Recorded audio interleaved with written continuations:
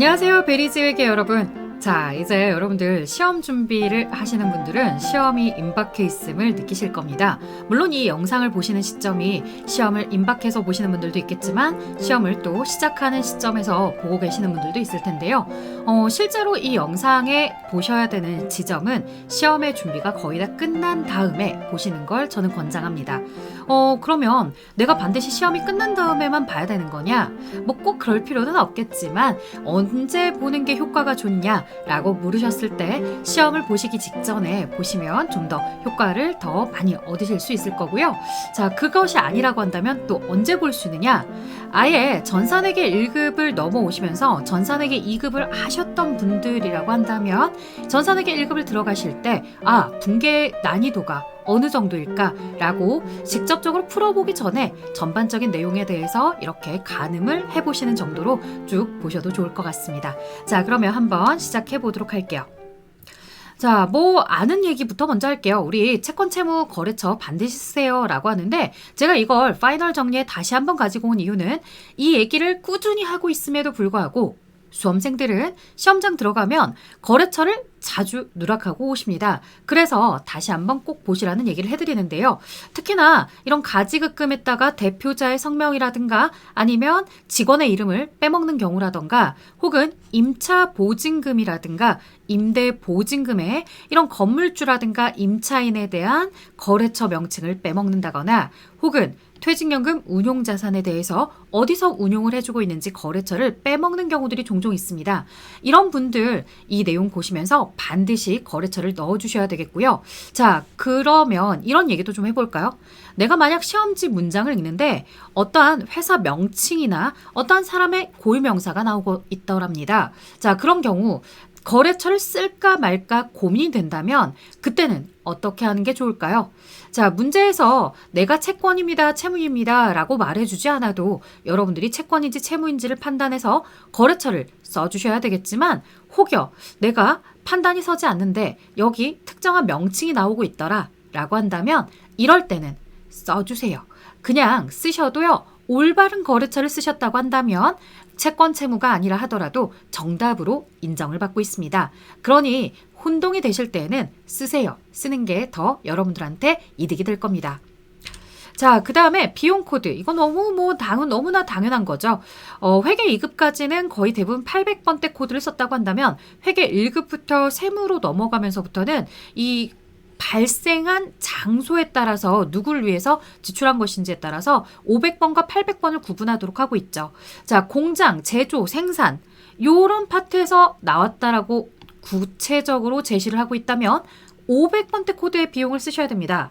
하지만 문장의 어느 곳에서도요. 제조, 생산 아니면 우리가 이와 관련돼서 공장에서 발생했다 이런 표현들이 없다라고 한다면 죄다 800번대 코드로 써야 되는구나 라고 정리를 해주시면 됩니다. 여러분들 시험지에다가 500번으로 코드를 선택해야 될 때는요. 문장에 반드시 공장 제조 생산이 제시가 될 것이니까요. 그 부분을 눈여겨봐 주세요. 없으면 대부분 800번이다. 자, 하지만 조심할 점 중에 하나 더 수도강열비 이거 조심하셔야 되겠죠? 수도강열비는요. 판매 관리비 쪽에 해당하는 코드입니다. 즉 800번대 코드만 쓰셔야 되겠고요. 공장으로 넘어왔을 때 가스비 수도료는 이렇게 가스수도료라는 명칭으로 따로 써주셔야 되겠죠. 또 하나 공장에서는 전기요금을 전력비로 해서 이렇게 별도로 써주고 있습니다. 그렇기 때문에 명칭 자체가 아예 달라지는 이 수도강열비와 가스수도료 전력비도 구분을 잘 해주셔야 되겠죠. 자, 보통은 코드번호로 구분을 해주지만 이 수도강열비, 가스수도료 전력비는 명칭 자체를 구분해서 쓰고 있구나 라는 내용도 정리해주세요. 자, 차량 관련 지출에 대해서 정리를 좀 해볼게요. 차량 관련 지출 정말 많이 나오죠. 여러분들에게 자동차와 관련해서 지출을 물어볼 때 이것저것 물어보면 늘 헷갈려 하세요. 자, 조심하셔야 될 점. 자동차에 대해서 주유를 하거나 수익적 지출, 즉 수리를 맡긴다거나 주차를 하거나 하면서 들어가는 비용들은 모두 다 차량 유지비라는 비용 계정입니다. 자, 자동차에 보험을 가입했다. 그럼 우리가 화재보험이다, 생명보험이다 이런 보험과 마찬가지로 자동차에 대한 보험은 보험료라는 계정을 꼭 써주셔야 되겠죠. 자, 세금과 공과 들어가 볼까요? 이 자동차세. 자동차는요, 여러분들 조심하실 점. 내가 취득하기 전에 취득하는 과정에서 내는 취득세나 등록세는 자산의 취득원가인 차량 운반구가 되지만요. 자동차세는 이미 취득한 이후에 나가는 비용입니다. 따라서 지금 보시는 것처럼 세금과 공과라는 표현을 써주셔야 되겠죠. 자, 그러면 이제 취득세, 등록세 이런 건 이제 차량 운반구로 넣는데 이거 말고 또 있느냐? 그럼요. 유형 자산들은요. 물론 재고 자산도 그렇고요. 매입하는 과정에서 들어가는 수수료나 혹은 자본적 지출이 있었다. 즉 내용 연수가 증가하거나 생산량이 증대하는 지출이 있었다고 한다면 자산으로 처리를 해주셔야 됩니다. 자, 마지막 여기서도 많이들 헷갈리십니다. 자동차를 리스할 때 리스료를 냈다거나 아니면 렌탈하고 렌탈료를 지불했다. 임차료라는 계정을 써주셔야 되겠죠. 자, 운반비 들어갑니다. 이 매입할 때의 운임이냐 판매할 때의 운임이냐 이걸 구분해 주셔야 되는데요. 실제로 운반비라는 계정 과목을 쓸 때에는 판매 시점이죠. 매입할 때는 운반비라는 계정을 따로 쓰지 않습니다. 그럼 뭐라고 하느냐? 취득원가에 포함을 해야 되기 때문에 이런 제조기업들은 원재료를 매입할 때 운반비가 들어갔다라고 하면은 원재료 계정을 쓰셔야 되겠죠. 자, 그 외에도요. 시험에서는 관세 그리고 통관 수수료 등 이렇게 원재료를 취득하는 과정에서 이 원재료 대가가 나가는 것과 다르게 구분해서 관세와 수수료만 나간다 하더라도요. 이렇게 나가는 이유가 원재료를 취득하는 과정에서 나간 비용으로서 모두 다 원재료라는 계정을 정답으로 쓰게 하는 경우도 있었으니까요. 같이 함께 기억해 주세요. 그래서 매입할 때 운반비뿐만 아니라 관세, 통관, 수수료 모두 다 원재료로 계정 처리를 한다. 운반비라는 비용 계정은 언제만 판매할 때 판매자가 운반비를 부담했을 때만 이렇게 판매관리비 쪽에서 나오게 되겠죠. 자, 선물을 구입하는 내용도 얘기해 보겠습니다. 직원을 위해서 구입했으면 복리후생비, 거래처 직원을 위해서 구매했다면 접대비가 되는 거죠. 아니 이렇게 너무나 당연한 거 뻔한 거 이런 거 얘기해 줄 거예요? 라고 하실 테지만 실제로 자주 나오고 있기 때문에 언급을 해드리고요. 자, 제가 이쪽 대변에 미지급금이라는 표현을 써보려고 합니다. 자, 여러분들 시험에서는 이런 내용들이 정말 자주 나오는데요. 뭐냐? 바로 카드 결제했을 때이죠. 비용 계정들에 대해서 카드 결제하면 반드시 대변에 미지급금에 이 카드회사 거래처를 써주셔야 되는데요. 이런 내용들이 이 접대비와 관련해서 카드로 결제하면서 물품을 구매했다라는 언급이 자주 등장하고 있으니까요. 꼭 기억해 주세요. 자, 이제 금전대차 거래다라고 해서 우리가 대여금이나 차입금으로 이렇게 거래가 이루어지는 경우가 있죠. 자, 누군가에게 돈을 빌려줬을 때 우리는 그 부분에 대해서 대여금이다 이렇게 이야기하며 단기 대여금, 장기 대여금 기간에 따라 정리를 해주셔야 되겠죠. 자, 거래처 써주시는 거 잊지 마시고요. 나중에 회수하실 때는요. 원금과 이자가 따로따로가 되죠. 자, 그래서 원금은 대여금 때문에 이자를 받았으면 이자 수익이다. 이렇게 짝을 이루게 되겠고요. 반면 자, 누군가에게 돈을 빌렸다. 돈을 빌렸다면 대변에 단기 차입금이다. 이렇게 표기가 되겠죠. 자, 이 단기 차입금 물론 이제 거래처 쓰기도 하셔야 되는데요. 단기 차입금은요. 이런 금전대차 거래에 쓰이는 것도 있겠지만 당좌예금의 당좌차월 즉 당좌예금의 마이너스 잔액에 대해서도 단기 차입금을 쓰고 있다는 점을 기억해 주시면 좋겠습니다. 자, 이제 내가 대금을 상환했다. 그러면 차입금과 관련해서 이렇게 부채가 차변으로 감소하면서 이자가 함께 나가는 경우들이 종종 같이 언급이 되고 있죠. 그래서 이자 비용이라고 밸런스를 맞춰 주셔야 되겠죠. 그래서 대여금은 이자 수익, 차입금은 이자 비용 이런 표현도 정리가 필요합니다. 자, 이제 수표 거래인데요. 여러분들 그거 아시죠? 타임 발행 수표다라고 해서 이제 현금으로 쓰고 내 회사 당점이 발행한 수표를 당좌예금이다라고 이야기합니다. 자, 그런데 내가 수표를 발행해서 지급했다라고 했을 때는 당좌예금으로 이렇게 결제가 이루어진다라는 걸 여러분들 대부분 잘 하세요. 문제는 타인이 발행한 수표에 대해서 내가 받아왔다라고 했을 때 현금으로 써야 되는데 이 부분을 현금이 아닌 당좌예금으로 잘못 쓰는 경우들이 종종 있는데요. 그 이유가 왜냐? 라고 생각해 보니까 사실은 여러분들한테 타인 발행 수표는 현금이에요. 이렇게만 얘기해 드리니까 응용이 안 되시더라고요. 응용은 실제로 내 회사가 아닌 거래처 명칭을 주면서 예를 들어서 내 회사가 뭐 베리즈 회계이고 거래처 같은 경우에는 어렵다 회계 이렇다라고 한다면 어렵다 회계가 발행한 수표를 받아왔다라고 얘기한다는 것 자체가 아 거래처 타인이 발행한 거구나 나한테는 현금이구나 이렇게 연결이 되어야 되는데 그 부분이 연결이 되지 않아서 어려워하시는 분들 계시더라고요. 자 그래서 거래처의 명칭이 나오면서 그가 발행한 수표를 받아왔다고 하면 현금이니까 구분을 잘 해주셨으면 합니다. 자, 그 다음 받으러움이요. 대변으로 나가는, 즉 사라지는 네 가지 거래가 있습니다. 물론 이건 제가 제목을 붙인 거니까 여러분들이 책에서 보지 못했을 수도 있는데요. 저는 이렇게 네 가지를 묶어서 기억합니다. 자, 보통 이제 제품을 매출하고 나면은 어음을 받았다라고 했을 때 받으러움을 차변에 기록하잖아요. 이 차변에 기록했던 받으러움 대변으로 사라질 때 이렇게 사라지죠. 자, 받으러움이 모두 다 대변에 기록되고 있는 상황들인데요. 물론 여기에 거래처를 모두 다 써주셨을 겁니다. 자, 어떤 상황들이 있냐면 만기가 되어서요. 은행에 받아주세요 라고 이렇게 추심을 한 거죠. 이런 경우들은 보통 예금 통장에 들어올 때 전액이 들어오지 않고요. 추심 수수료를 제외하고 나머지만 들어올텐데요. 그때 이 추심 수수료를 수수료 비용이다 라고 해서 이렇게 800번대 코드에 수수료 비용으로 쓰고 있다는 걸 잘 기억해 주셔야 됩니다. 실제로 이제 수수료 비용을 써야 되는 상황들에 대해서 여러분들이 한 번쯤은 정리해 보시는 게 좋아요. 뭐 카드에 대한 수수료도 있겠고 지금 보시는 것처럼 만기 추심에 대한 수수료도 있겠고 퇴직연금 운용과 관련한 수수료가 나갈 때도 있겠고 그다음 번역비나 이런 용역 대금을 지불할 때 수수료 비용을 쓰는 경우들도 있습니다. 이런 부분들 그리고 이제 단기 매매 증권 취득할 때 수수료 비용은 900번대로 이렇게 구분해서 쓰는 경우들을 정리해 주시면 진짜 좋죠. 자, 그 다음 이제 부도. 사실 부도는요, 최근에 나왔었어요. 대손 처리하라고 하지 않고 그냥 어음이 부도가 났습니다 라고 문장에 나올 거예요. 그럼 부도음과 수표라고 쓰시고 거래처 똑같이 써주셔야 되겠죠. 자, 배서양도. 사실 배서양도는요, 세모를 칠 거예요.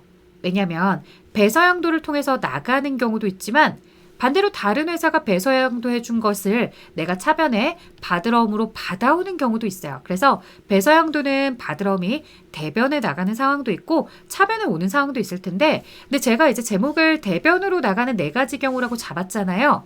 그래서 이 경우는 대변에 받으러움 나가면서 아 대변에 받으러움이 나가는 게 어떤 경우가 있을까? 뭐 흔하게는 지금 보시는 것처럼 내가 외상값을 갚아야 되는 상황이 있을 수도 있겠고요. 또 뭐가 있냐면 원재료나 이런 것들을 구매할 때 받으러움이 나갈 수도 있겠고요. 기계장치나 이런 자산들을 취득할 때 대금을 현금 대신 어음으로 이 배서양도에서 나가는 경우들도 있습니다. 그래서 굉장히 다양한 사례들이 있죠. 외상매입금이 아닌 또 단기차입금이라는 부채를 갚을 때 받으러움을 배서양도에서 가기도 하겠고요. 자, 그 다음에 이제 할인인데요. 할인일 때에도 차입거래, 매각거래가 있는데 이 차입거래, 매각거래 중에 시험에 자주 나오는 건 바로 이 매각거래이죠. 특히나 매각거래에서 이 할인료를 무엇으로 처리하느냐라고 한다면 이 할인료 바로 지금 보시는 것처럼 매출채권 처분 손실로 표현하고 있다는 거죠. 항상 시험 문장에 매각거래라는 표현을 꼭 줄 거예요. 그래야지만 여러분들이 할인료를 매출채권 처분 손실로 이렇게 연결해서 혼동되지 않게끔 쓰실 수 있기 때문에 반드시 이런 상황을 주고 있죠. 물론 뭐 차입거래는 대변의 받으러움이 아니라 단기 차입금 그리고 차변의 매출채권 처분 손실이 아니라 이자 비용 이렇게 표기를 하고 있습니다. 그래서 차입거래는 받으러움이 대변으로 사라지지 않아요. 근데 제가 제목을 받으러움이 대변으로 나가는 네 가지 만기, 추심, 부도, 그다음 배서양도에 할인의 매각거래 이렇게 네 가지를 가지고 왔기 때문에 여러분들 이 내용 잘 봐주십시오. 추심일 때 수수료 비용, 부도일 때 부도음과 수표, 매각거래, 매출채권, 처분손실. 자, 타계정 대체 거래는 워낙 잘 아시죠? 어떤 게 타계정이에요? 차변에 매출원가가 아닌 다른 계정, 뭐 대표적으로 기부금 나오기도 하고 그 다음에 뭐 복리후생비, 접대비 꽤나 여러 가지 상황들이 나옵니다. 그 어떤 상황에든 내 회사 제품을 원가 그대로 제공을 하게 되면 이게 매출되지 않고 원가 그대로 다른 이유에 의해서 사라졌다라고 해서 적요 자리에다가 8번을 꼭 넣어달라고 하죠. 자, 그 다음에 이제 대손거래로 넘어가 보도록 하겠습니다. 대손거래는 사실상 대손을 예상하는 결산에 전체 채권자에게 대손율에다가 기존의 충당금을 빼서 차변의 대손상각비, 대변의 대손충당금 혹은 대손충당금 환입 이런 것들을 인식하는 회계 처리도 있지만 그런 내용들은 보통 어디에서 쓰이고 있더라는 거예요? 결산 쪽에요. 이 결산이 아닌 앞쪽의 일반 전표 붕괴는 대손에 대해서 이제 거래처가 파산이 되었음이 확정되었다 이렇게 해서 대손의 확정 시점을 이야기해 주죠. 그렇다면 외상매출금이나 바드러움이 이렇게 사라지겠고요. 거래처 쓰시고 자, 그 계정들에 대해서 외상매출금의 다음 코드 번호에 충당금이 충분하게 있었으면 대손충당금만 쓸 거예요. 자, 전산회계 1급은요. 이렇게 대손충당금만 쓰는 상황도 자주 출제가 되었었고요. 그 다음 대손충당금이 한 푼도 없어서 전액을 대손상각비로 써야 되는 상황도 많이 나왔습니다. 하지만 보통 문제가 그래도 어느 정도 난이도를 가지고서 나왔다라고 한다면 이렇게 일부 대손충당금을 가져다 쓰되 부족해서 나머지를 대손상각비로 쓰게끔 하는 문제들도 나오고 있었죠. 그래서 이 내용을 잘 기억해 주시면 사실 문제 푸는 데는 어려움이 없습니다. 왜냐? 충당금이 있는지 알고 있고 부족하면 상각비를 써야 된다는 걸 알고 있기 때문에 이외에 응용되는 문제들은 잘 풀리죠. 자, 그런데 이렇게 외상매출금과 바드러움에 대해서만 연습을 하시다가 나중에 허를 찔리는 경우가 있어요. 뭐냐? 대변에 외상매출금이 아닌 미수금이나 대여금의 상황이 나올 수도 있습니다. 이 미수금과 대여금은 당연히 미수금 다음 코드의 대손충당금, 대여금 다음 코드의 대손충당금을 살펴보시고요. 충당금이 부족하거나 아니면 아예 설정이 되지 않았다고 한다면 여기에 비용으로 인식을 해야 될 텐데 그때 인식하는 비용이 그냥 대손상각비가 아니라 기타의 대손상각비였다는 걸 여러분들이 잊지 않으셔야 됩니다. 자, 이렇게 대손이 확정되었을 때 얘기고요. 그 다음 단계에 이렇게 대손 처리했던 부분에 대해서 다시 회수하게 되는 경우가 있는데요. 문제는 대손 처리했던 내용이 전기 때 내용인 겁니다. 이렇게 전년도에 이미 대손 처리했던 채권에 대해서 회수하게 되면은 차변에 받는 돈, 보통 예금, 현금 이런 거 쓰시고요. 대변에 이 외상매출금 채권이라고 해서 외상매출금 쓰지 않아요. 바드러움이라고 해서 바드러움 쓰지 않아요. 그의 다음 코드 번호에 충당금으로 무조건 충당금으로 써주셔야 됩니다. 그래서 대손 처리했던 채권을 다시 회수할 때는 대변에 대손 충당금이다라는 충당금 계정을 늘려주는 방식으로 처리하고 있다는 걸 기억해 주셔야 되겠죠. 자, 이제 유형자산으로 넘어가 보도록 하겠습니다. 유형자산에 대해서 취득과 보유에 대한 상황을 이야기해 보도록 할 텐데요. 자, 유형자산을 취득할 때는 여러분들 취득세, 설치비, 등록세 이런 표현들 나오면 모두 다 유형자산의 취득원가에 포함이 있죠. 자, 토지나 이런 것들 같은 경우에는 토지를 사자마자 그 즉시 건물을 철거해 버렸을 때 이런 건물이나 철거 비용, 토지의 정지 비용 이런 것들 내가 원하는 용도로 쓸 때까지 들어가는 비용들을 모두 다 유형자산의 취득원가에 포함하고 있습니다. 자, 그 외에도요. 내용연수의 증가, 현상 유지는 자본적 지출에 대한 내용들로서 자산 계정을 쓰죠. 자, 이렇게 자산 계정을 쓰는 경우도 있는가 하는 것도 있지만 또 뭐도 조심하셔야 되냐면 건설 중인 자산. 얘도 유형자산이죠. 그런데 건설 중인 자산을 여러분들 쓰시게 되는 경우들은요. 많지 않은데요. 어떤 경우들이 있냐면 지금 보시는 것처럼 내가 은행에다가 이자를 냈는데 이자 비용이라고 쓰지 않아요. 그럼 뭐라고 쓰느냐? 지금 보시는 것처럼 자본화 대상 금융 비용이다. 이렇게 표현이 들어갑니다. 아니, 자본화 대상 금융 비용이 뭐냐? 이 건물을 짓기 위해서 대출을 받았고 그 대출에 대한 비용도 자산의 취득 과정을 위해서 쓴 거니까 이렇게 건설 중인 자산으로 쓰라는 거죠. 그런데 건물이라고는 안 쓰느냐? 네, 쓰지 않습니다. 보통의 이런 자본화 대상 금융 비용들은 공사 기간이 아직 남아 있어요. 그래서 항상 진행 중인 상태로 문제가 출제가 될 거예요. 그래서 이자 비용이 아닌 이렇게 건설 중인 자산 계정을 쓰도록 하고 있습니다. 자, 그 다음에 번외로 시험 문제가 조금 어려워진다고 한다면 건물을 짓기 위해서 회사가 1차 계약금을 냈다, 중도금을 냈다 라고 했을 때 이 건물 건설을 위해서 내는 계약금이나 중도금들은 이렇게 건설 중인 자산으로 쓰고 있다는 것도 참고로 기억해 주시면 좋겠습니다. 자, 시험 문제는 여전히 자본화 대상 금융비용이 더 많이 나올 겁니다. 자, 수익적 지출의 경우에는 여러분들 뭘로 처리하는 거예요? 우리 수선비다. 이렇게 처리를 하죠. 현 상태를 유지하거나 소모품을 교체하거나 벽면이 노후가 됐거나 이런 부분들에 대해서 수선비 계정을 씁니다. 뭐 자동차에 대해서는 차량 유지비라는 거 쓴다는 거 아시겠지만 보통 이런 표현들이 나올 때에는 건물이나 기계장치에 대해서 나올 때가 많은데요. 그럴 때 수선비 계정을 쓰셔야 되겠고요. 비용이니까 코드번호 500번, 800번 구분해 주셔야 되겠죠. 자, 재산세. 앞서 자동차세에서도 나왔다시피요. 취득한 이후에 나가는 세금은 이렇게 세금과 공과로 처리해주고 있다는 거 잘 기억해 주셔야 되겠죠? 자, 그럼 세금과 공과도 한번 정리해 보자고요.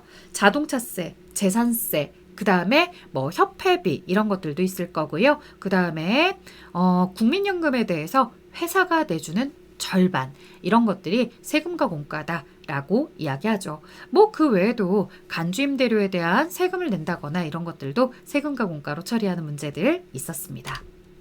자, 유형자산을 처분할 때는 여러분들 보실 때요. 일단 유형자산의 취득원가죠. 취득원가로 쓰시고 그 다음 그 코드번호 다음 번호에 감가상각 누계액을 쓰십시오.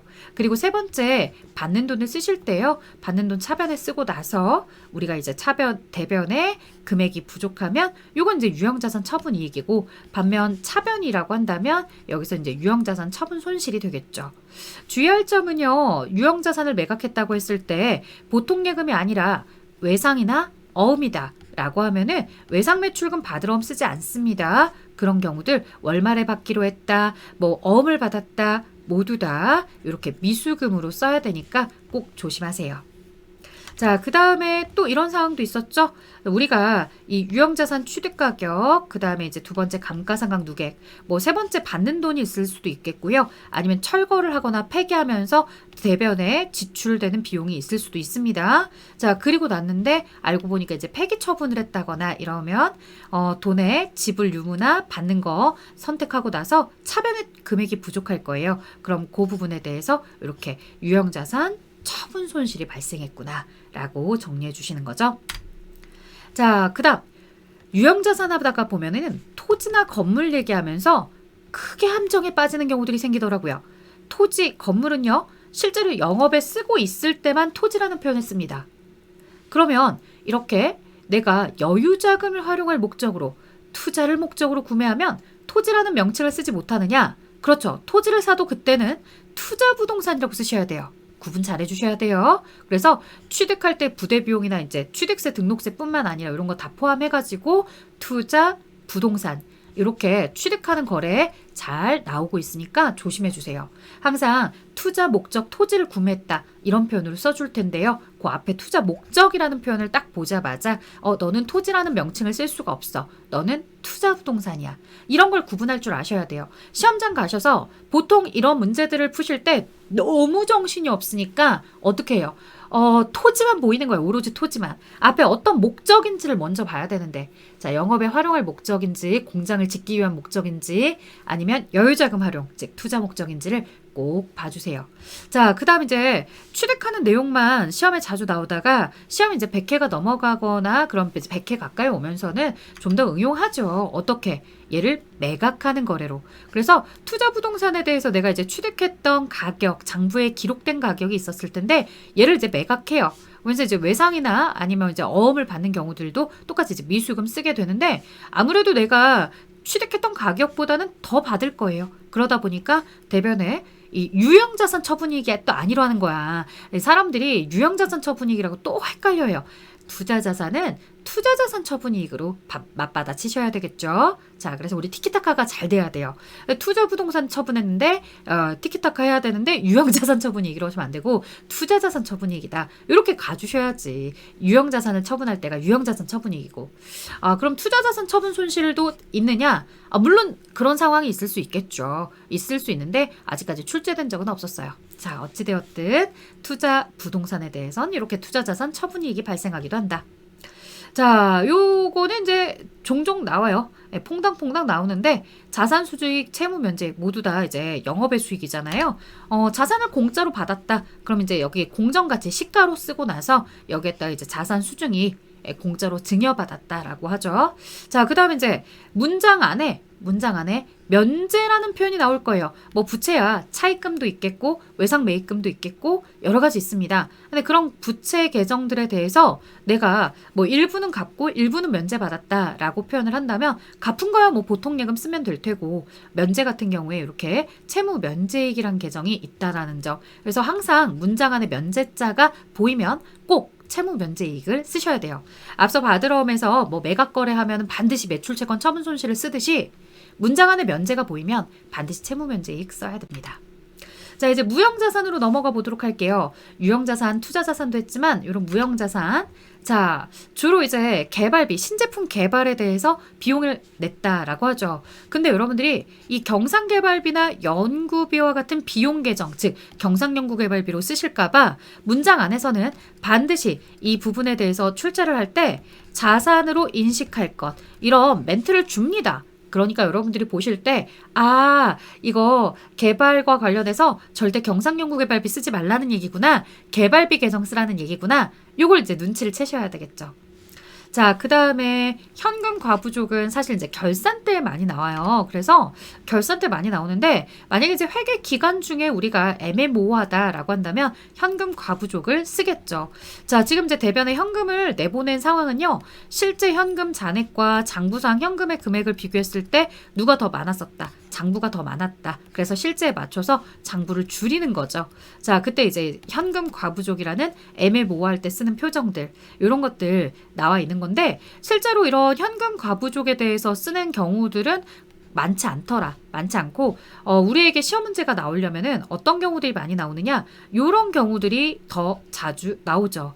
회사가 현금 과부족으로 처리했던 내용에 대해서 어떤 비용 때문에 이렇게 차이가 났다는 걸 알게 되었다거나 아니면 알 수 없어서 잡손실 처리하세요 라는 형태로 많이들 나옵니다. 이걸 이렇게 따로따로 써놨지만 사실 따로따로 아니고 이렇게 묶어서 두 가지 표현들을 모두 다 줄 때도 있죠.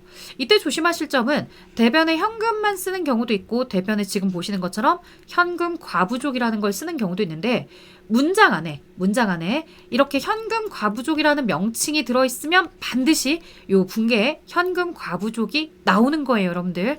시험지 문장 안에 현금 과부족이다 라고 표현이 나와 있으면 반드시 계정 과목에 현금 과부족이 나오게 될 거다. 이런 거 잘 보셔라. 단순하게 결산 시점에 발견을 하면 그냥 현금이겠지만 이 회계 기간 중에 발견해서 뭐라고 써놨는지를 멘트를 쳐줘야 되기 때문에 그런 경우도 이제 현금 과부족이라는 표현이 나오는 거죠. 자, 그 다음에 이제 예수금, 선납세금. 아, 이거 진짜 중요하죠, 여러분들. 이거 시험에 너무 자주 나와요. 예수금 쓰는 상황들은요, 사실은 예수금 나오는 상황은 무궁무진하게 나올 수 있는데, 기본적인 틀부터 얘기해 보자고 한다면, 남이 내야 되는 세금을 원천징수하고 있으면 예수금이에요. 남이 내야 되는 세금이 뭐예요? 우리 직원이 급여에 대한 근로소득세, 퇴직금에 대한 퇴직소득세 이런 거 내야 될 때 그가 내야 되는 세금을 회사가 원천징수하고 있을 때 예수금이라고 부르죠. 자, 급여 퇴직금만 있겠습니까? 내가 누군가에게 돈을 빌리고 상대방에게 이자를 주면서 상대방이 부담할 이자 소득세에 대해서 원천징수하는 이런 이자 비용 상황에서도 나오고 그 다음 내가 용역을 맡겨놓고서 그에 대한 수수료에 대해서 수수료 비용 계정을 쓰게 되면서 하는 경우들도 있겠고 그 다음에 우리가 강사를 초빙해서 직원들 교육을 시켜요. 그리고 나서 이제 교육비에 대해서 강사료를 줄 때 강사에 대한 사업소득세든 기타 소득세든 이 소득세를 원천징수하고 나머지만 준단 말이에요. 그러면 시험지 문장 안에는 예수금을 떼고 줬다라고 표현하지 않죠. 이들에 대한 각각의 소득세를 원천징수하고 나머지만 줬다라고 해요. 문장에 어떠한 다양한 표현이 나와 있다 하더라도 그 정답은 예수금이라는 거예요. 그러니까 표현이 달라졌다고 해서 계정이 달라지는 건 아니에요. 어떠한 다양한 그 표현들 속에서도 여러분들이 딱 중심을 잡고 남이 내야 될 세금을 원천징수한 거지. 그러면 그 명칭을 뭐라고 부르고 있든 상관없이 그게 퇴직소득세든 근로소득세든 이자소득세든 상관없이 나는 예수금 쓸 거야. 이렇게 정리가 되셔야 돼요. 특히나 이렇게 배당소득을 제공할 때도 마찬가지예요. 상대방에게 배당소득세를 원천징수했더라 라고 한다면 예수금 계정을 쓰시는 거죠. 자, 그 다음에 이자 수익에 대해서 이자를 받을 때 이 이자 비용에 원천징수를 하면 예수금이 있듯 이자 수익을 받는 우리 회사 입장에서는 원천징수를 당했을 때 선납세금이다. 이렇게 표현을 합니다. 그래서 선납세금. 자, 이 표현 항상 이 비용으로 처리하지 마세요 라고 표현하거나 자산 처리하세요 라고 할 거예요. 그럼 세금에 대해서 절대 요 세금과 공가로 처리하지 않는다라는 거죠. 이자 수익에 대해서 원천징수 당한 거는 이렇게 선납세금. 근데 선납세금은 또 언제도 써요?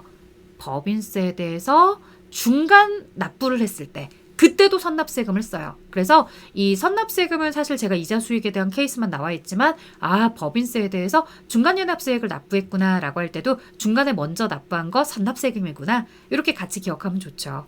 자, 그 다음에 이 배당금 수익. 자, 배당금을 줄 때는 미지급 배당금이잖아요. 근데 이제 배당을 법인이 받을 때는 원천징수 당하지 않아요. 그래서 요 보통 예금 이렇게 쓰시기만 하면 됩니다. 그래서 이자 수익일 때는 선납세금을 쓰지만 보통 이제 배당금 수익일 때는 그런 거 없어요. 그냥 배당금 수익은 들어왔다. 배당금을 받았다라고 하면 배당금 수익 쓰는구나 라고 하시면 됩니다. 자, 그 다음 볼게요. 급여, 상여, 복리후생비 이런 내용들, 뭐 이제 세금과 공가라는 표현은 제가 국민연금 때문에 가지고 왔는데, 자, 여러분들 인건비 줄 때 급여라고 쓰는 경우도 있지만 이제 공장은 임금 계정을 쓰기도 하죠. 물론 500번대 코드의 급여를 쓰기도 하지만 보통 공장 직원에게 줬다라고 하면 임금 계정 주로 씁니다. 자, 그 다음에 상여금 500번, 800번 구분해서 그래서 급여로 계정 포함하지 않아요. 상여금이라는 별도의 계정이 있습니다. 자, 그래서 이제 급여가 됐든 상여금이 됐든 어찌되었든 상대방이 내야 되는 세금을 원천 징수하고 나머지 차액만 지불하고 있는 상황이고요. 자, 그럼 이런 상황들은 뭐겠어요? 맞습니다. 우리가 원천 징수했던 것 중에서는 소득세뿐만 아니라 그들에 대한 건강보험료나 국민연금이 있을 거라는 거죠. 자, 그래서 건강보험료에 대해서는 복리후생비로 공장 직원이냐 본사 직원이냐 따라서 이렇게 나눠주고 있고요. 그 다음에 우리가 절반은 직원이 부담한 국민연금, 나머지 절반은 회사가 부담해주는 국민연금 이렇게 이제 얘기를 하게 되면은 국민연금은 세금과 공가라고 씁니다. 물론 여기도 마찬가지로 공장 직원에 대한 건지 사무실 직원에 대한 건지를 구분해서 쓰도록 하는 거죠.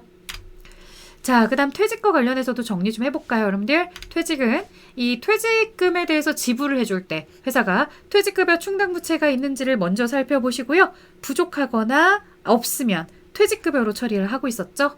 자, 대손 때 들었던 얘기랑 똑같은 것 같아요. 대손 충당금 먼저 쓰고 부족하거나 없으면 대손상각비 쓰는 것처럼 퇴직금도 퇴직할 때 주면서 이렇게 퇴직급여 충당부채가 있는지를 살펴보고 충분하면 상관없었지만 부족하거나 없으면 퇴직급여라고 쓰셔야 되겠죠. 자, 원천징수하는 예수금 계정이 있겠고요. 그 다음 이제 사실 중요한 건 이렇게 회사 내부에서 관리한다기보다는 외부에 이렇게 확정급여형, 확정기여형 형태로 맡길 때예요. 그럼 이제 여러분들이 퇴직연금 운용자산으로 써야 되는구나. 퇴직급여로 써야 되는구나. 이걸 이제 구분하셔야 되는데 구분할 때 여러분들 어떻게 하세요? 저는 이렇게 팁을 드리거든요. 어떻게 팁을 드리냐면 어디든 급여라는 단어는 한 번씩 나와야 돼요. 그래서 확정급여형이다 라고 하면 계정은 급여 계정 없는 거, 급여 표현 없는 이 퇴직연금 운용자산을 쓰시는 거고요. 문제가 확정기여형이다 라고 하면서 급여라는 표현이 없는 거야. 그러면 계정 과목에 급여라고 표현해줘야지 라고 하는 겁니다. 물론 뭐 여러분들 학습하셔서 확정급여형은 회사가 계속해서 보유하고 있는 거고 확정기여형은 직원이 보유하는 거야. 그래서 회사 입장에서 납입하면 비용 처리하고 더 이상 신경 쓰지 않아. 뭐 이렇게 아실 수도 있겠지만 그래도 이제 계정을 구분하는 게 중요하기 때문에 구분하는 거 먼저 얘기해 봤고요. 자, 회사가 보유하는 것이기 때문에요. 수수료 낼 때도 이렇게 수수료 비용이다 라고 쓰게 되겠고 공장 직원에 대한 퇴직연금 운용자산이면 제 500번대, 그 다음 사무실 직원에 대한 퇴직연금 운용이면은 800번대 이렇게 이제 나눠서 쓰시게 될 거고, 자, 이자 수익은 뭐냐? 운용하는 과정에서의 운용 수익이 발생하기도 해요. 그러면 이렇게 이자 수익 씁니다. 그래서 차변에 운용자산이 증가했다, 대변에 이자 수익 때문에 증가했다. 이렇게도 쓰시는 거죠. 물론 수수료를 납부해 주기로 한 기준을 뭐 이제 사실 확정 기여형이라 하더라도 회사가 부담하기로 했다라고 한다면 이 경우에도 차변에 수수료 비용이 같이 나오는 경우도 있었습니다. 하지만 이제 보통은 이렇게 확정 급여형일 때 퇴직연금 운용자산, 확정 기여형일 때 퇴직급여 요걸 잘 구분하는지를 더 많이 물어보고 있었죠.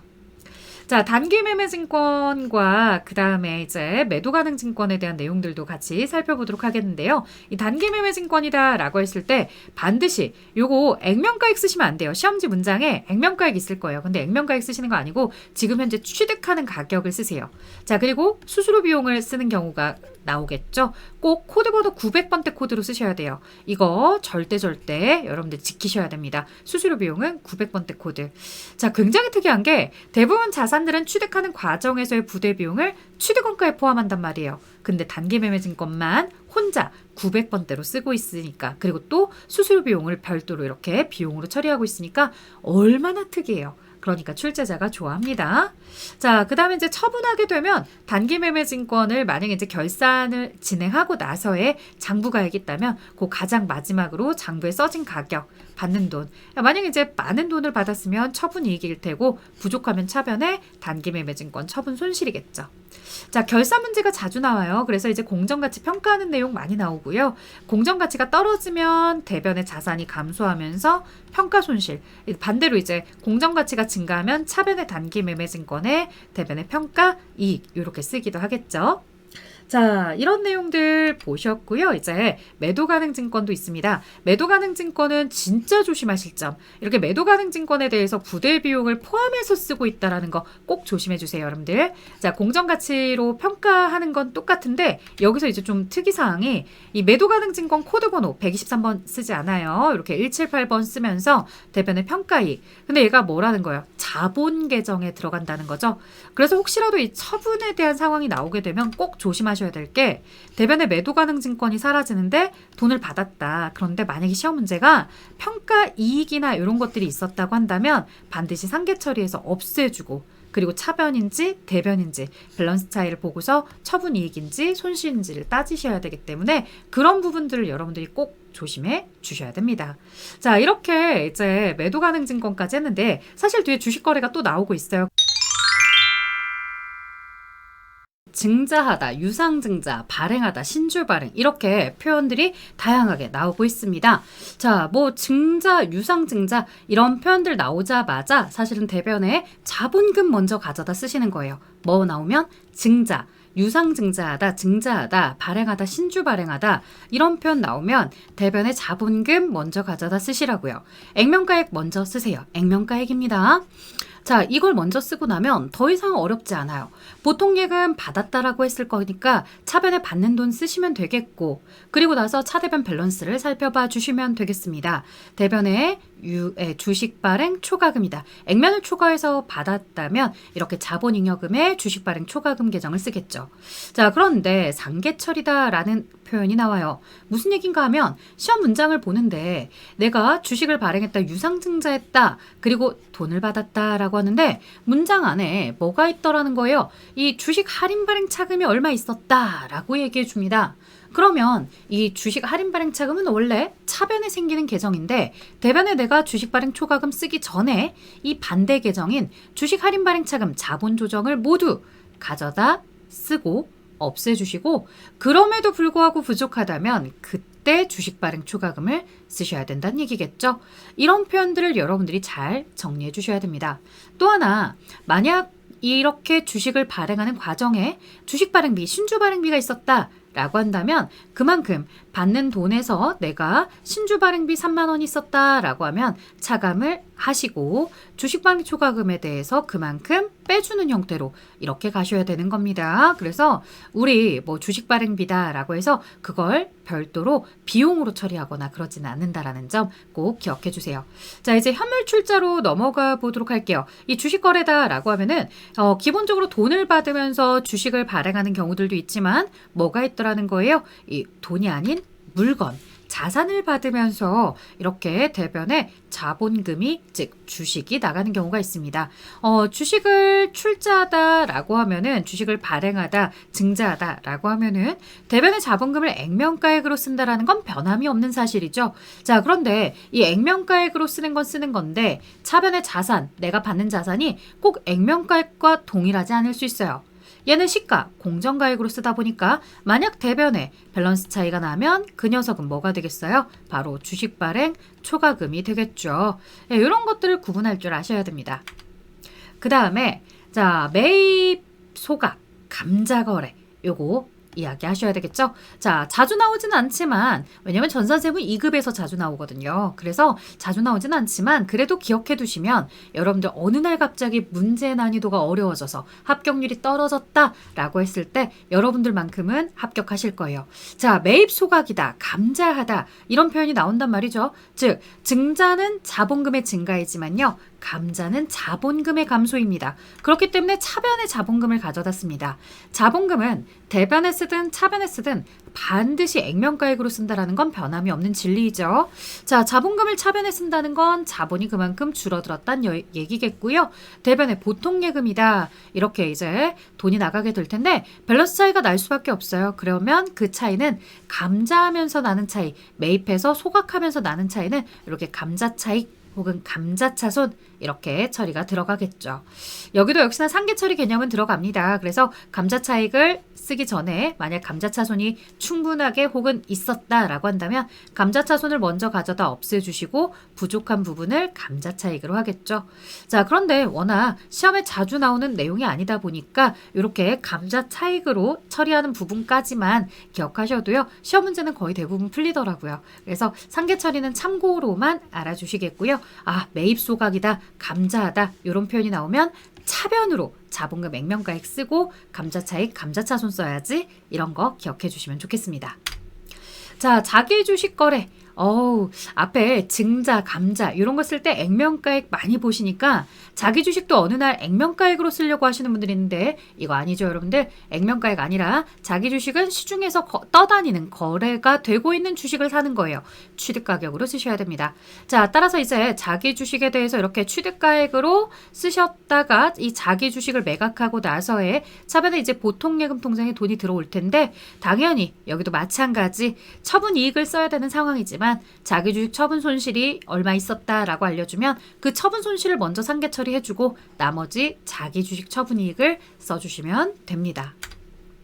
자, 그 다음에 임차보증금, 임대보증금, 자, 기타 비유동 자산, 그리고 비유동 부채가 되겠죠. 건물주로서 쓰는 건 임대보증금, 그 다음에 임차인으로 쓰는 건 임대보증금이죠. 자, 임차보증금. 임차보증금은요, 자산 계정이에요, 여러분들. 내가 건물을 빌리면서 보증금 납부했던 거. 건물에 대해서 빠져나오는 날 돌려받을 권리가 있는 내 돈입니다. 따라서 내가 건물에 이사를 하면서 지금 건물주한테 돈을 줬다, 보통예금에서 돈이 나갔다 라고 했을 때 이렇게 임차 보증금에 대해서 나갔다 라고 이야기하게 되는 거고요. 또 하나 월세를 줬다라고 하면은 이때는 이제 임차료라는 비용 계정으로 써야 되니까 구분을 좀 잘 해주셔야 됩니다. 그래서 보증금을 낸 것인지 월세를 낸 건지 구분 잘 해주자. 자, 여기 이제 선급금이라는 걸 제가 써놨는데요. 생뚱맞는 것 같은데 사실 이제 우리가 임대차 계약을 할 때 보면 여러분들 원룸이나 이런 거 얻어보신 분들은 알겠지만 뭐가 있더라는 거예요. 기본적으로 내가 계약금 먼저 걸고 나머지 이제 보증금을 잔금을 치르듯 이렇게 치르는 형태로 가다 보니까 먼저 냈던 계약금이 보증금으로 됩니다 라고 하는 경우들도 있어요. 그래서 만약 거기서 이제 좀 더 확장적으로 먼저 계약금 냈던 것이 보증금으로 이렇게 전환이 되는 상황들이 나올 수도 있다라는 점을 같이 봐주시면 좋겠고요. 자, 생각보다 조금 문제가 또 까다롭게 나온 때가 있었어요. 뭐냐?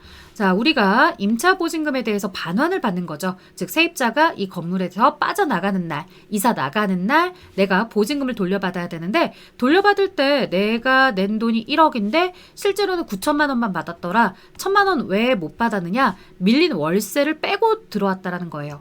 밀린 월세 이제 보증금에서 제하고 드릴게요 라고 한다는 거죠. 그 밀린 월세를 뭐라고 부르느냐 라고 했을 때 미지급 비용이라고 하는 거죠. 왜냐면 이제 월세에 대해서 밀렸다라는 건 월세가 발생한 시점에 차변에 임차로 쓰고 대변에 미지급 비용 이런 식으로 매월 월세에 대해서 써놨을 거예요. 그래서 밀린 월세는 이렇게 이미 회사에 미지급 비용이라고 써져 있기 때문에 그 미지급 비용에 대한 의무를 이행하고 나머지만 회수했다라는 표현으로까지 확장해서 문제가 나오기도 했습니다. 자, 그 다음 반면 임대보증금에 대해서 내가 건물주로서 세입자에게 돈을 받았다라는 거죠. 이 임대보증금 비유동부채예요. 그래서 사장, 퇴임, 여기서 사채, 장기차입금, 그 다음에 퇴직급여 충당부채, 그리고 마지막 이 임대보증금까지 비유동부채에서 여러분들이 보시게 될 텐데 당연히 여기 세입자에 대해서 거래처 써주셔야 되겠죠. 임차보증금도요. 이 건물주에 대해서 거래처 써줍니다. 자, 그 다음 이제 외화거래 정말 자주 나와요. 외화거래. 그쵸? 매출하는 거래부터 보면 이제 외국에다 수출을 하게 되면 뭐 대변의 제품 매출, 상품 매출 이렇게 이야기하면서 이제 외상 매출금이 기록이 될 텐데 뭐 1달러에 그 당시에 1,000원이었다라고 했을 때 요 환율이 계속 변화하잖아요. 그러다 보니까 이제 12월 30일 날 기준 환율로 평가를 했을 때 이 외상 매출금과 관련해서 뭐 1,000원짜리가 1,100원이 되었다라고 하면은 100원에 대한 요 환산이익, 외환산이익을 쓰게 되겠죠. 자, 그리고 이제 나중에 대금을 회수하게 되었다라고 하는 상황. 요게 이제 일반 전표에 자주 등장을 하는데요.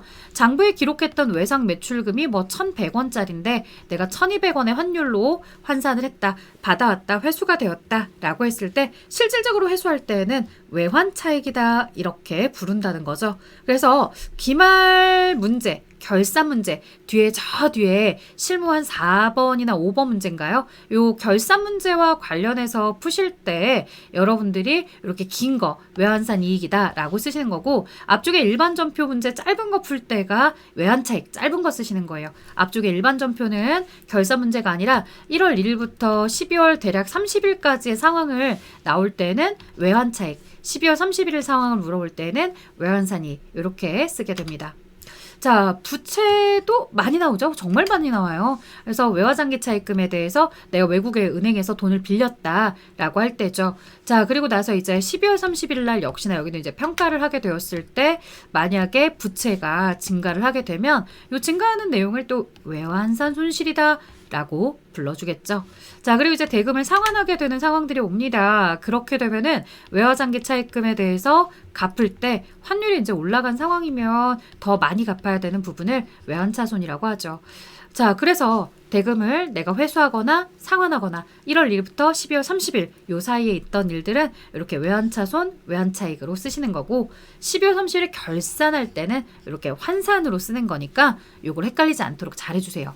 자, 외환산이익, 외환산 손실은 언제만 나온다? 저 뒤에 결산 문제에서만 나온다. 앞에 일반 전표에서는 뭐만 나온다? 외환차익, 외환차손만 나온다. 짧은 것만 나온다. 이렇게 잘 기억해 주세요. 앞쪽 문제는 짧은 거, 뒤에 결산은 긴 거. 이렇게 기억해 주세요. 자, 부가세. 매출세액과 매입세액에 대해서 각각의 과세기간이 끝날 때 대변에 쌓여있던 부가세의 수금, 매출세액, 차변으로 모여라. 차변에 쌓여있던 매입세액, 부가세 대급금, 대변으로 모여라. 이렇게 매출세액에서 매입세액을 뺀 나머지 납부세액을 미지급 세금이라고 부르죠. 자, 뭐 미지급 세금에 대해서 혹시라도 문제에 어디 국세청 이렇게 나오거나 어디 세무서 나오면 쓰세요. 문제에 그런 언급이 없으면 거래처 안 쓰셔도 되고요. 자, 그 다음에 가지급금, 가수금, 임시계정이죠. 자, 차변에 이렇게 여비교통비에 대해서 쓰면서 가지급금을 쓴 것은 이미 이제 가지급금에 대해서 직원이 출장 이후에 교통비 얼마 썼다, 숙박비 얼마 썼다, 출장비 얼마 썼다라고 이야기해 주는 거고 직원에게 추가로 더 지불하게 되는 경우들이 있어요. 그럼 이제 대변에 현금이 추가로 더 나가면 되는 거죠. 그리고 직원 이름을 이렇게 가지급금 옆에다가 메모해 줄 줄도 아셔야 되겠죠. 그래서 지불을 했을 때 가지급금을 이렇게 차변에다가 쓰는 상황에 대해서도 생각해 볼 수 있지만 이런 경우보다는 이렇게 가지급금으로 썼던 내용을 여비교통비가 됐든 어떤 상황으로서 바꿔서 이제 정리를 해주는 분계가 조금 더 출제 빈도가 높고요. 가수금도 역시나 마찬가지. 차변에 보통 예금에 돈이 들어왔는데 대변에 잘 모른다라고 하는 이런 가수금 계정을 쓰는 경우보다는 반대로 이렇게 차변에 가수금에 대해서 쓰게 되면서 내가 무엇 때문에 가수금에 대한 밸런스 차이가 나왔는지를 밝히게 되는 이런 경우가 더 자주 나오고요. 뭐 여러 가지 상황이 나올 수도 있겠지만 시험에 제일 좋아하는 상황들은 이런 거죠. 알고 보니 거래처한테 외상값 받은 거였더라. 알고 보니 출장 간 직원이 계약금 받아놓은 거더라. 거래처로부터 계약금 받았더라. 이렇게 얘기하죠. 그래서 외상 매출금이나 선수금은 채권 채무 계정이기 때문에 거래처를 써요. 그런데 보통 가수금은 거래처를 쓴다 안 쓴다? 보통의 문제들은 안 써요. 물론 이제 예외적으로 쓰는 문제들도 간혹 나오긴 하지만 보통의 문제들은 가수금은 거래처 안 써요. 왜? 누구한테 받았는지 모르니까 그 당시에 가수금이라고 썼었거든요. 자, 그래서 가수금에 대해서는 보통 이제 거래처 쓸 일이 많지 않더라. 외상매출금, 선수금 때문에 밝혀졌다라고 하는 상황들 많은데 그때 거래처 써야 되는 거 잊지 말아라. 자, 이제 사채 발행입니다, 여러분들. 이 사채 발행과 관련해서는 우리가 대변에 사채 액면가액이죠. 반드시 자, 자본도 그랬죠. 발행하다라고 했을 때 대변에 자본금 액면가액 썼던 것처럼 사채도 마찬가지로 대변에 쓰든 차변에 쓰든 항상 액면가액 씁니다. 자, 그리고 이제 차변의 보통예금, 차변에 부족한 할인 발행은 사채 할인 발행 차금이 기록이 되는 거고요. 자, 그 다음에 이제 반면 대변의 액면가액보다 많은 돈을 받으면 할증 발행 차금이 되죠. 이런 발행에 대한 회계 처리, 사채라는 개념 자체가 어렵기 때문에 문제가 굉장히 심플하게 나올 거예요. 문제에 당연히 액면가액 제시를 할 거니까 발행했다라고 하면 무조건 대변에 사채 쓰고서 차변에 보통예금 돈 받는 거 쓰고 차변에 부족한지 대변에 부족한지를 구분할 줄만 알면 됩니다. 자, 이자. 요거는 종종 나왔던 것 같아요. 내가 실제로 현금을 주는 게 이자 비용이라고 쓰면 안 되고 뭐까지 합쳐서 할인 발행이면 요 사채 할인 발행 차금까지 합쳐서 이렇게 이자 비용이라고 써야 되는데 요 부분을 자꾸 이제 1번 금액으로만 이자 비용으로 해서 잘못된 분계를 수정하세요라는 형태의 문제도 나오곤 있었죠. 그래서 꼭 조심하셔라. 차변의 이자 비용은 실제로 나가는 현금뿐만 아니라 이런 사채 할인 발행 차금이라든가 반대 이제 사채 할증 발행 차금이라면 그 할증 발행 차금을 고려해서 써주셔야 되겠죠. 자, 선급금, 선수금 자주 나와요. 자주 나오는데 이제 계약금을 먼저 지급했다라고 할 때 나오죠. 이게 꼭 원재료나 이런 걸 구매할 때 계약금을 낸 것만 해당하는 건 아니고요. 기계장치나 이런 거 구매할 때도 계약금을 냈다라고 하면 선급금 써요. 물론 앞서 여러분들 들으셨던 것 중에 건물을 짓기 위해서 계약금, 중도금 냈다라고 할 때 그때만큼은 건설 중인 자산으로 따로 쓰고 있기 때문에 조심하셔야 되겠고요. 그 경우를 제외한 나머지들은 원재료가 특별하게 아니라 하더라도 기계장치가 됐든 차량이 됐든 계약금을 냈다고 하면 이렇게 선급금 쓰시면서 거래처 쓰시면 됩니다.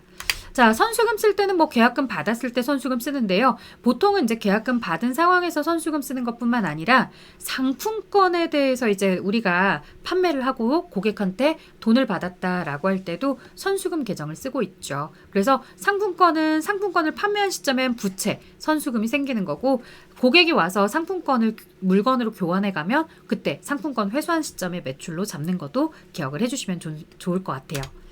자, 이제 외상거래와 소모품 거래까지 보겠습니다. 외상거래 뭐냐면 이건 이제 너무나 뻔한 얘기죠. 대변에 제품 매출, 상품 매출일 때 외상 매출금 받으러움을 쓴다면 반면 이제 내가 뭐 유형자산이나 무형자산이나 이런 것들을 매각할 때는 미수금으로 쓰셔야 된다라는 점. 매입도 마찬가지. 내가 원재료나 이런 상품을 매입할 때는 외상 매입금을 쓰지만 그 외에 유형자산이나 무형자산들을 매입하거나 할 때는 미지급금이라고 써야 된다라는 거. 이런 채권 채무를 잘 구분할 줄 아셔야 되죠. 자, 소모품에 대해서 구매했을 때 자산 처리하세요 라고 하는 문제도 있을 거고 비용 처리하세요 라고 하는 문제들도 있을 거예요. 그래서 자산으로 인식하라고 하는 문제들은 이렇게 소모품이라고 쓰시면 되겠고 비용 처리하세요 라고 하면 이제 소모품 B라고 처리하시면 됩니다. 뭐 사무용품비가 정답이 되는 경우들도 있었지만 보통 이제 소모품도 정답이 되는 경우들이 많았죠. 그래서 사무용품비도요. 문제에서 이제 사무용품비로 쓰세요 라고 하지 않으면 보통 이제 소모품도 같이 정답으로 인정을 하고 있는 경우도 있었고요. 자, 자산 처리하라고 했는지 비용 처리하라고 했는지 그런 부분들을 잘 눈여겨봐 주시고 이 자산 처리, 비용 처리가 왜 중요하느냐? 얘들이 어디에도 영향을 미치더라? 결산 문제.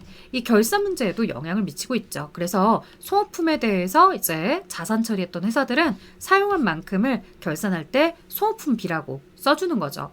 물론 이제 반대로 비용 처리했던 회사들은 남는 걸 소모품이라는 자산으로 바꿔주는 반대의 계정으로 회계 처리도 있을 거고요.